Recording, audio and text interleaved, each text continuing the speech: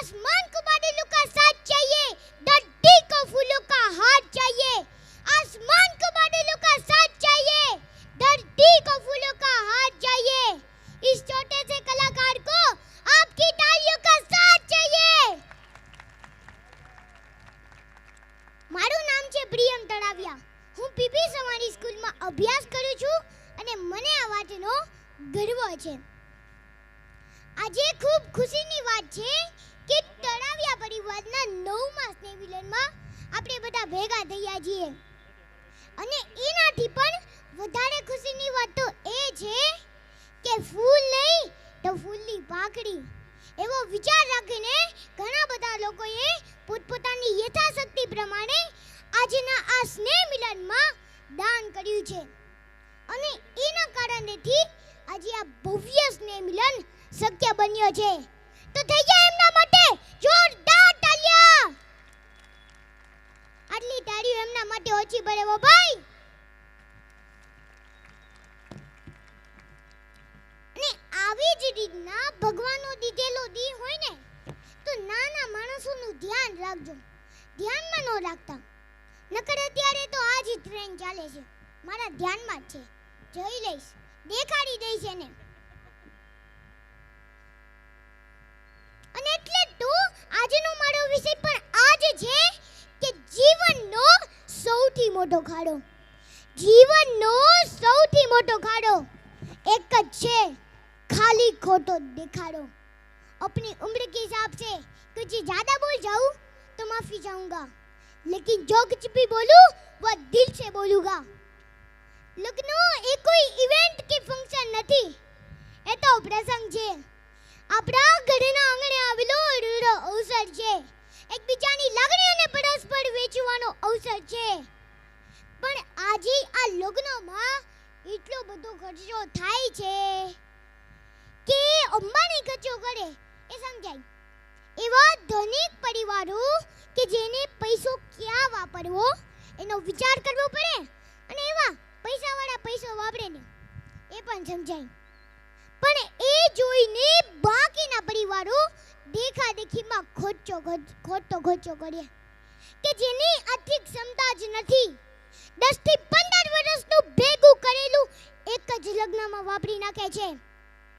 અને આ આખા લગ્નમાં લગ્ન સિવાયનું બધું જ થાય છે. જેમ કે છોકરીની એન્ટ્રી, રીલ્સ બનાવી, ફૂલો કી હોલી, મહેંદી રસમ, વાના રસમ, photos, pre wedding, post wedding, ખબર નહીં કેટલાય વેડિંગ, આ બધું જ થાય છે. પણ લગ્નની વિધિ જે સૌથી મહત્વની છે એ જ્યારે આવે ત્યારે પેલા ગોદાદાને પણ કહી દે છે કે ફટાફટ કરો, ટાઈમ નીકળી જાય છે. ખબર નહીં મુહૂર્ત કાઢવામાં સમય બગાડે છે, અને પછી એ જ મુહૂર્તને પાડવામાં કોઈની પાસે સમય જ નથી. કારણ કે મોટા ભાગનો સમય તો ફોટોગ્રાફીમાં ને વિડીયો ઉતારવામાં બગાડી નાખો છો. પણ એક વસ્તુ યાદ રાખજો, શૂટિંગ માટે લગ્ન નથી. લગ્ન છે એટલે શૂટિંગ છે. છાપ ડેકોરેશન કે જેમાં 8 થી 10,000 ખર્ચી નાખો છો, આટલામાં તો આ ઉનાળી દીકરી પહેરી શકે એવી એક સાડી આવી જાય. પણ નહીં, બસ આમ દેખાવમાં સારું લાગવું જોઈએ, વિડિયા સારા આવવા જોઈએ. પહેલા તો આ બધું ત્રાસ મળી જવાતું, બરાબર ને વડીલો? ત્રાસ તો હવે મરિયમમાં ક્યાંય ધૂળ ખાય, એનો તો કોઈ ભાવ જ નથી પૂછતું. પાછું એવું થોડું છે કે દેખાદેખીમાં તમે જે લગ્ન પાછળ ખર્ચો કર્યો છે એ કેટલો સમય ટકશે? કારણ કે છૂટા છેડા પણ એટલા બધા વધી ગયા છે. વધી ગયા એટલે કે હા, જાણે કે આમ ઘર રમતા હોય ને કહી દઈ કે જા હું તારી સાથે નથી રમતો, જા હું તારી સાથે નથી રમતી. આવું થઈ ગયું છે. આમ ન હોય ભાઈ. મુઠ્ઠી વાળીને એકબીજાને મળીએ ને તો મળી જ ન શકાય. મુઠ્ઠી વાળીને એકબીજાને મળીએ ને તો મળી જ ન શકાય. હસ્તે મેરા એટલે તો ખુદા હાથે થાય છે કે આપણી તૈયારી હોવી જોઈએ. તું મારા હાથમાં થોડું મૂકીશ, હું તારા હાથમાંથી થોડું લઈશ. હું મૂકીશ એ તું લેજે. હા, છોકરો કમાતો નથી, કેવા ખરાબ રસ્તે ચડી ગયો છે કે જ્યાંથી પાછું લાવવું ઇમ્પોસિબલ છે, અને લગ્ન જીવન તોડો એ સમજાય. પણ છોકરો ફરવા નથી લઈ જતો, મને ગિફ્ટ નથી આપતો, ક્યાંથી આપે યાર? આજે આ સગાઈને ટકાવી વાત માતા રાખે, દેખાદેખીના ચક્કરમાં જે લગ્ન પાછળ ખર્ચો કર્યો છે એના માટે હવે ઊંડા ગોથણી વાળીને કમાવું તો પડશે ને. છોકરો સાડે એડીએમાં રહેતો હોય તો જે તમારે ભણવાનું હતું, તો લોન લઈને જે મકાન કર્યા છે એના હપ્તા પણ ભરવા પડશે. બરાબર ને ભાઈઓ? હા કે ના? અને આ બાજુ છોકરીઓ પણ સમજી ગઈ છે કે મનની સુંદરતા કોઈ નથી જોતું, બધા દેખાદેખીના ચક્કરમાં જ છે. દેખાવમાં સાડા લાગશું તો જ મોટા ઘરમાં જશું, એટલે એ પણ મેગી અને નૂડલ્સ જેવા વારને પાર્લરમાં જઈને સ્ટેટ કરાવી નાખે. Skin polishing, skin treatment, hair spa, આ બધું જ કરાવી નાખે. પછી લગ્નના 2 વર્ષ થાય અને બંનેને સમજાઈ જાય કે આજે બધું દેખાય છે એના હપ્તા ભરાય છે. અને આ બાજુ છોકરો પણ સમજી જાય કે આ બધી ધમાલ ને કમાલ તો પાર્લરની છે. બરાબર ને બહેનો? હા કે ના? તમે ડિમાન્ડ વધારી તો સમાજે દેખાડો શરૂ કરી દીધો. બધું જ નકલી, કાંઈ જ રિયલ નહીં. આપણે કોઈ સેલિબ્રિટી નથી અને આ જીવન છે, કોઈ મૂવી નથી. એ જેટલી જલ્દી સમજી જાવ ને એમાં સારું છે.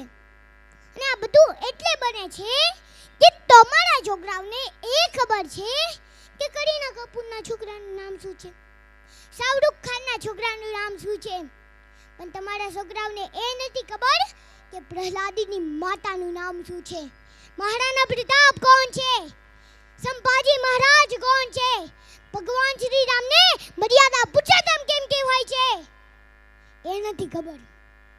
રીલ્સ અને રિયલ આ બંને અલગ છે. રિયલ જિંદગી સાવ જુદી છે સાહેબ.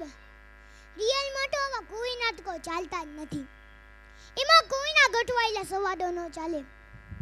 એમાં તો આપણા મોઢેથી નીકળેલું વાક્ય જ આપણી જિંદગી બનાવે અથવા તો બગાડે. ગુણ વગર રૂપ નકામું, ગંતર વગર ભણતર નકામું, બુદ્ધિ વગરનું જ્ઞાન નકામું, અને સંસ્કાર વગર શિક્ષણ પણ નકામું. અને તમે તમારો સ્વભાવ ન સુધારી શકો ને તો ભક્તિ પણ નકામી. હવે હું તમને છેલ્લી એક જ વાત કહેવા માંગુ છું કે ભારત દેશને દેવી દેવતાઓનો દેશ કહેવામાં આવે છે. આ દુનિયામાં સૌથી વધારે દેવી દેવતાઓ જો ક્યાંય પૂજાતા હોય ને તે આપણો ભારત દેશ છે.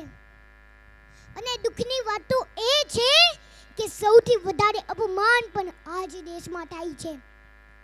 આપણે લોકો સાથે તો સમય પ્રમાણે વર્તન કરીએ છીએ, પણ અફસોસ આપણે ભગવાનને પણ નથી મૂકતા. જે ભગવાનને આપણને બનાવ્યા એ જ ભગવાનને આજે આપણે બનાવવા લાગ્યા. કેમ? કારણ કે આપણે આપણા લગ્ન પ્રસંગમાં પૈસા ઉડાડીએ છીએ, લક્ષ્મીને ઉડાડીએ છીએ, તેનું અપમાન કરીએ છીએ.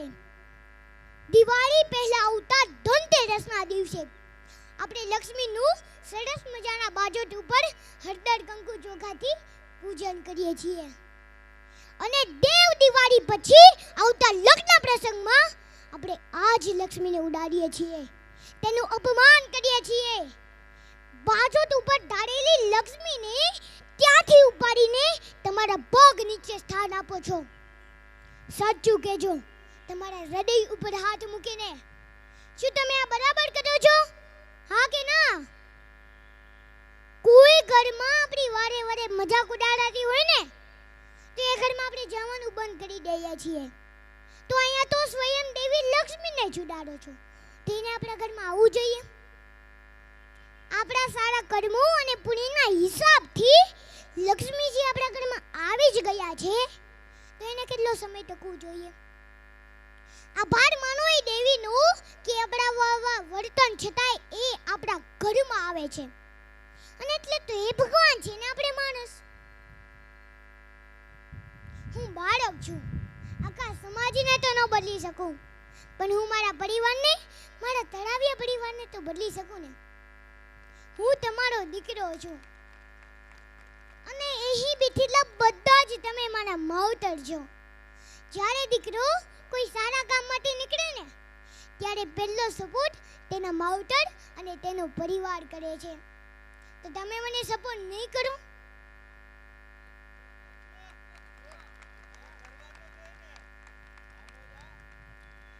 શૂન્યમાંથી સર્જન થાય છે અને શૂન્યથી જ શરૂઆત થાય છે. તો ચાલો આપણે આપણાથી શરૂઆત કરીએ કે આપણે આપણાથી શરૂઆત કરીએ કે આપણે આપણા લગ્ન પ્રસંગમાં પૈસા ન ઉડાડીએ, લક્ષ્મીને ન ઉડાડીએ, તેનું અપમાન ન કરીએ. ઢોલીને તેના મહેનતના પૈસા પ્રેમથી તેના હાથમાં આપીએ. ઉડાડી નહીં. તમારી પણ મહેનતની કમાણી છે, એને ઉડાડો નહીં. ઢોલી પણ પરસેવો પાડીને પૈસાનો હકદાર બન્યો છે. પ્રેમથી આપો ને. આપણે ગીત સંગીત અને ડીજે વાળાને પૂરા સન્માનથી હાથમાં જ રૂપિયા આપીએ છીએ ને, તો ઢોલીને એટલે સન્માનથી કેમ નહીં? અંતે મારી વાણીને વિરામ આપતા પહેલા હું એટલું જ કહીશ કે દેખા દેખીના આ દોરમાં અને દેખાડી દેવાના ચક્કરમાં, દેખા દેખીના આ દોરમાં અને દેખાડી દેવાના ચક્કરમાં ક્યારેક માણસ પોતે જ દેખાતો બંધ થઈ જાય છે.